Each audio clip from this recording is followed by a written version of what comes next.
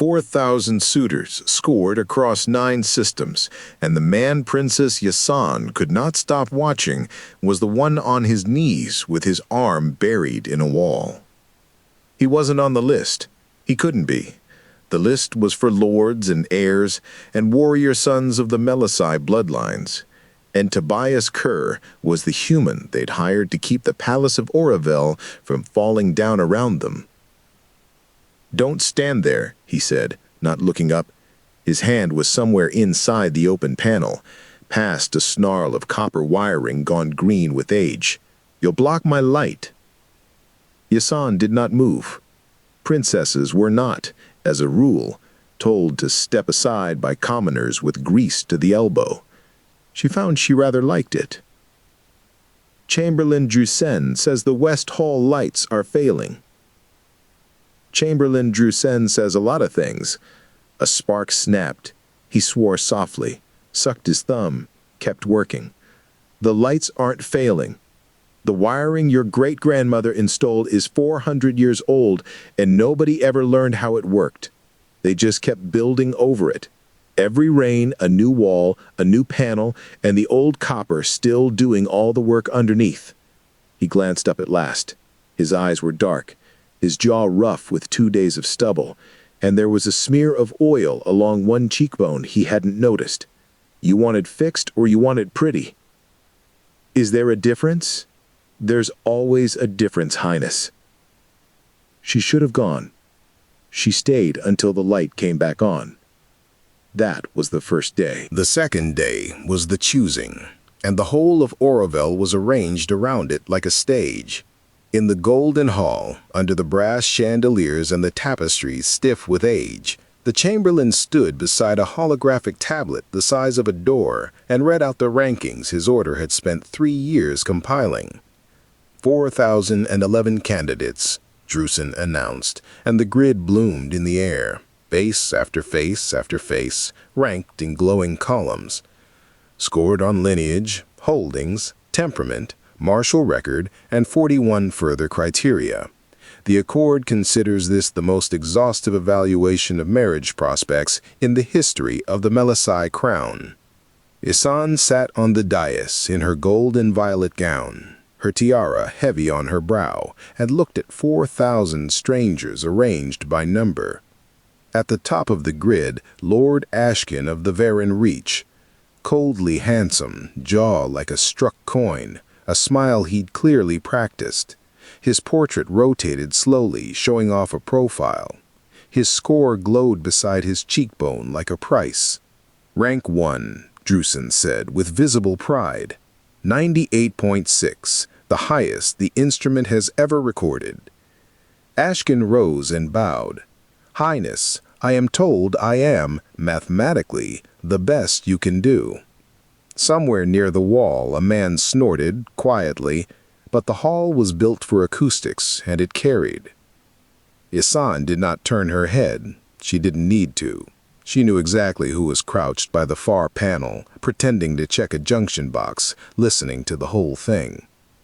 "Something amusing, technician," Ashken called out, smooth as poured oil. Tobias Kerr straightened up slowly, wiped his hands on a rag, and considered the question like it was a wiring fault. "No, my lord, just 98.6. Missing a 1.5 somewhere. Makes a man curious, what's the 1.5 a fella can't buy?" The hall went very quiet. "He does not understand the instrument," Ashken said to the room, and the room laughed the way rooms laugh when a lord tells them to. But Ysanne was watching the chamberlain, and the chamberlain was not laughing. Drusen was looking at his tablet with the particular stillness of a man who has just been asked a question he built the machine to avoid. She let the choosing end without choosing. That night, she found Kerr where she always found him, somewhere in the walls. He was sitting on an overturned crate in a service corridor behind the throne room, a lantern by his boot, a diagram unrolled across his knees. "You embarrassed the highest-ranked man in the galaxy today." I asked a question. He embarrassed himself answering it. He didn't look up from the diagram. This is your great-grandmother's wiring plan. Took me 8 months to find it. You know what it is? A wiring plan. It's a love letter. He tapped the yellowed paper. See here? She ran a second line to every servant's quarters, warm water. Nobody ordered it, cost her a fortune. It's not on any official record. The Accord scrubbed it as an eccentricity. He looked up at her, and the lantern caught the oil on his cheek. Your criteria? 46 of them? I read them once when Drusen left the file open. You know what none of them measure? Whether a person will spend their own coin, quietly, on someone who can never repay it. There's no line for that. Can't be scored. So the machine can't see it, so it doesn't exist. Ysanne sat down on the crate beside him, tiara and all, because there was nowhere else to sit, and she found she did not care.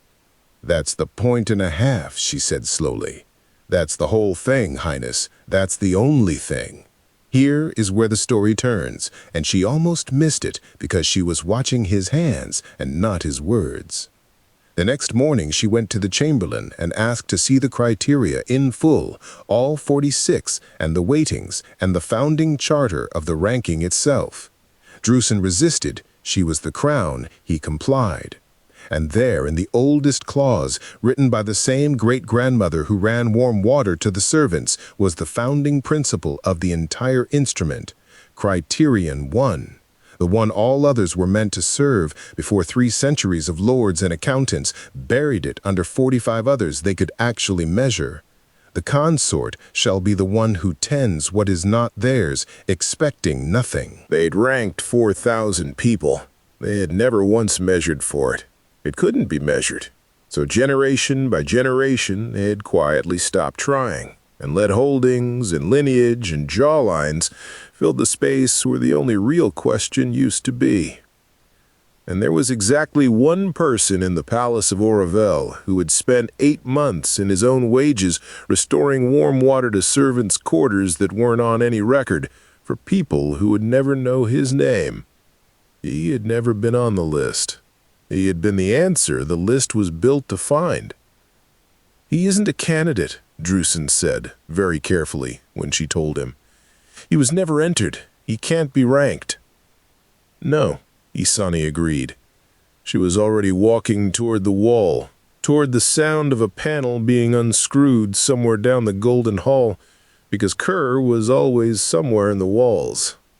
He can't be ranked. He's rank 1. He always was. You just built a machine that couldn't count that high. She found him with his arm buried in the copper again, chasing the same 400-year-old fault, and she crouched down beside him on the warm stone in her gold and violet gown and blocked his light. "You're in my light, Highness," he said. "I know," she said. "I ranked 4,000 suitors across the galaxy, every lord in 9 systems." She reached past him and put her hand flat on the old green copper, the wiring nobody had ever learned to read but him. "You weren't on the list." He finally looked at her. "No, I wasn't." "Good," said the Princess of Oravel. "Neither was the thing I was actually looking for. Turns out they were the same." And in the walls, unmeasured and unscored and running under everything, the 400-year-old copper kept the whole palace warm. Afterward, Lord Ashken demanded a recount. The instrument returned his new score, 98.6 minus 1.5 for asking. He's currently appealing to a machine that has learned to ignore him. If you'd score higher than a galactic lord, leave a like and subscribe. It genuinely means the galaxy to this little community. New story tomorrow. Tony.